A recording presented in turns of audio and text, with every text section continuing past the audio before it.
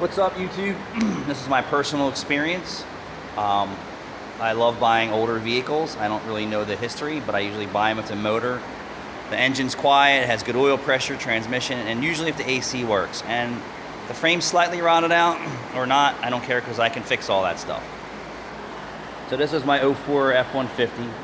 And yes, this is one of those scenarios I purchased it. I purchased it with an engine rattle, which was undetermined from a used car dealer.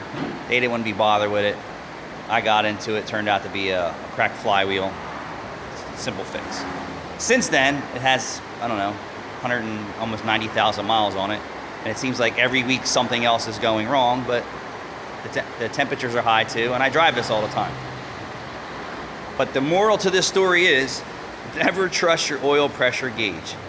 If you're a race car guy and you know you filled your engine with oil and your oil gauge says it's good, double check it anyway. If you're just a regular guy who has an idiot light or no oil pressure warning lights, check your oil. Even on new cars, oil consumption issues are horrendous today on new cars. People don't even know it.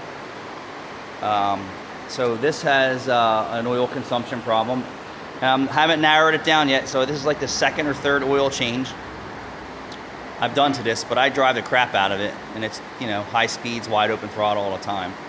And it was, the oil pressure gauge said it was good with no warning lights, and it takes 6 quarts, and I had to add 2.5 today. So this is what I'm trying to say to you is, do not trust your oil change light, don't trust your oil pressure gauge, don't trust any of that.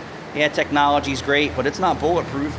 And I'm sure if you search around, there's tons of people out there with grenade at motors and say, I never got any warnings. You usually don't. It's rattle, bang, boom. You know, some of these cars take 3.5 quarts of oil.